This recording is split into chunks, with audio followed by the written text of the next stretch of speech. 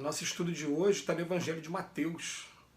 Assim resplandeça a vossa luz diante dos homens, para que vejam as vossas boas obras e glorifiquem o vosso Pai que está nos céus. Está no capítulo 5, versículo 16. Emmanuel vem comentar na lição 159, com o título Brilhar. Admitem muitos aprendizes que brilhar será adquirir destacada posição em serviço de inteligência no campo da fé.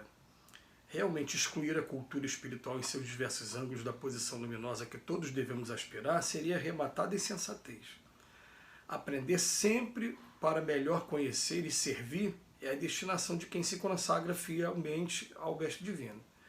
Urge, no entanto, compreender no imediatismo da experiência humana que se o Salvador recomendou aos discípulos brilhassem à frente dos homens, não se esqueceu de acrescentar que essa claridade deveria resplandecer de tal maneira que eles nos vejam as boas obras, rendendo graças ao Pai, em forma de alegria com a nossa presença.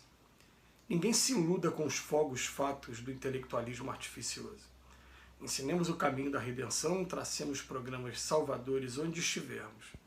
Brilhe a luz do Evangelho em nossa boca ou em nossa frase escrita, mas permaneçamos convencidos de que se esses clarões não descortinam as nossas boas obras, seremos invariavelmente recebidos no ouvido alheio e no alheio entendimento, entre a expectação e a desconfiança, porque somente em fundido pensamento, verbo e ação, no ensinamento do Cristo Jesus, haverá em torno de nós glorificação construtiva ao nosso Pai, que está no céu.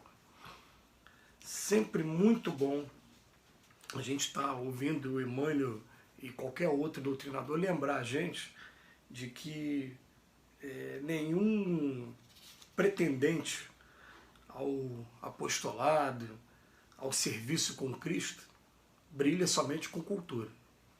Ele até chama atenção, a cultura é imprescindível. Aliás, foi o próprio Mestre Jesus mesmo que falou que conhecereis a verdade vos libertará. Tudo bem.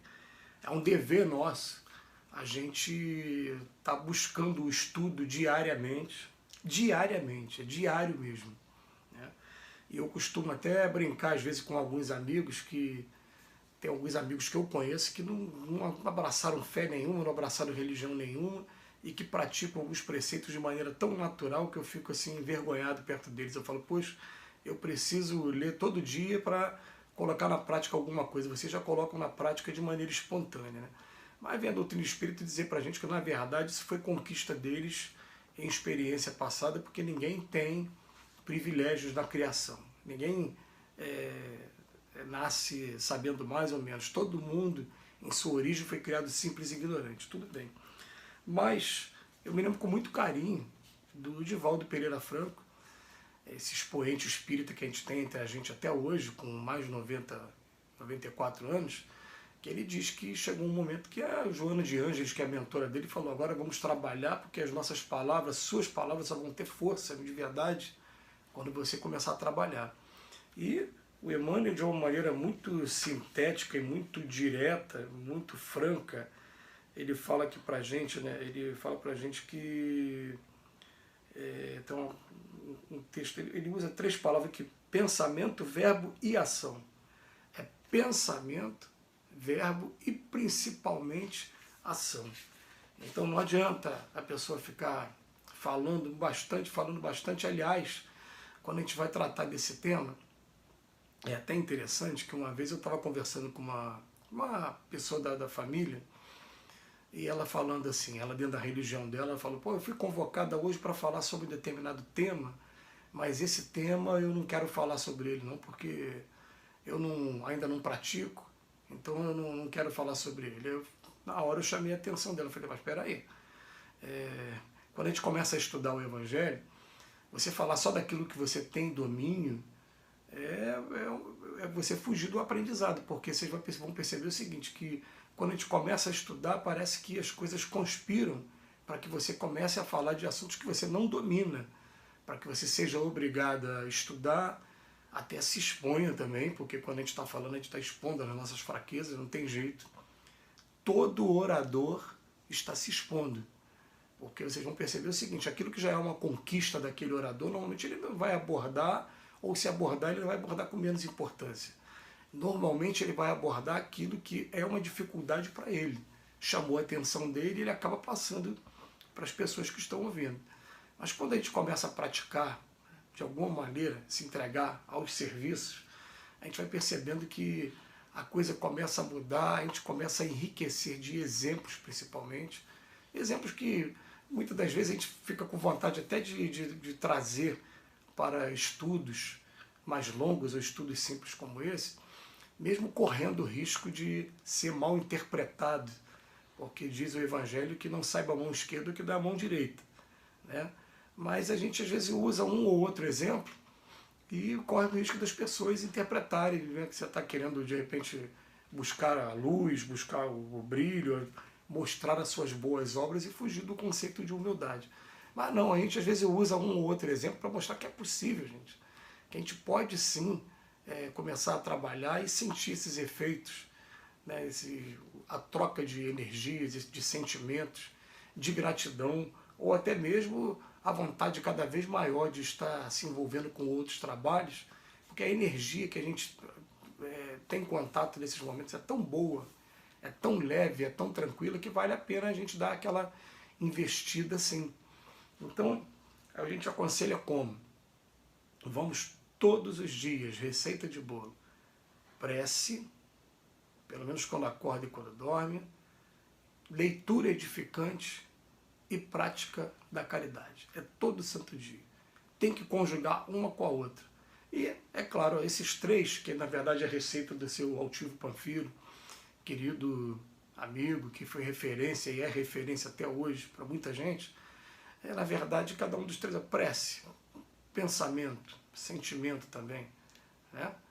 Leitura edificante, verbo, e prática da caridade, ação. Pensamento, verbo e ação, como disse o Emmanuel, somente em outras palavras. Mas está traduzindo aqui para a gente, né? A gente precisa estar envolvido com alguns trabalhos. Aí vai falar, mas por que precisa estar envolvido? Ah, eu não tenho tempo. Não, eu estou falando que a gente precisa transformar a nossa vida em exemplos de prática. Você não tem tempo, porque é por causa da tua família, ótimo, aplique com a sua família. É por causa do teu trabalho, ótimo, aplique com o seu trabalho. Mas é um julgamento interessante a gente começar a fazer, né? A gente pensar assim, como é que a minha família me vê hoje? Como é que meus colegas de trabalho me veem hoje? Será que eu ainda sou aqueles déspotas, aqueles tirânicos domésticos? Ou então, no meio profissional também as pessoas têm medo de se relacionar com a gente, ou têm dificuldades de relacionamento. Como é que nós somos aí? A gente faz aquele balanço com nós mesmos e a gente vai pedindo ajuda para os nossos mentores, para os nossos amigos. O que eu faço para poder estar melhorando? Como é que eu faço para estar agindo de maneira diferente? E assim a gente vai buscando a cada dia modificar os nossos comportamentos. Mas ele vem falando aqui para a gente, assim resplandeça a vossa luz diante dos homens, para que vejam as boas obras e glorifiquem o vosso Pai que está nos céus. Me lembro com muito carinho de um amigo uma vez que ele me chamou para um estudo muito legal, muito profundo, de psicologia. Nós começamos a fazer aquele estudo e ficamos fazendo durante 1h30, e quando terminou 1h30, falou, por que participar da gente de um trabalho? Aí ele foi num trabalho de fazer uma visita a uma pessoa que estava de cama, que já não conseguia mais falar, e pelo fato da pessoa ser de uma religião evangélica, ele falou assim, ó, lá não vai ter passe. Lá nós vamos para lá para fazer a nossa oração, a gente evita até falar alguns termos para não chocar, né, para poder estar de acordo com a convicção religiosa. Olha que coisa nobre, né? A gente poder respeitar, inclusive, a convicção religiosa, a opção de fé da pessoa. E fomos lá para fazer aquela oração. Gente, aquela atitude foi uma atitude tão simples, mas depois a gente começa a ver, né? São atitudes simples como essas, que são tijolinhos que vão estar entrando nesse campo que o Emmanuel está cobrando da gente aqui, né? De estar na ação. Mesmo de uma música do poeta brasileiro, né? Eu vou saber se eu nasci para enfrentar o mar ou para ser só o faroleiro. Mas só o faroleiro não funciona. A gente tem que realmente trabalhar tanto o lado do conhecimento como o lado da prática. E a prática, quanto mais a gente vai sentindo os efeitos, mais a gente quer buscar, mais a gente quer se aprofundar nela, se entregar a ela. Que Jesus nos abençoe mais uma vez, e que nos proteja hoje e sempre.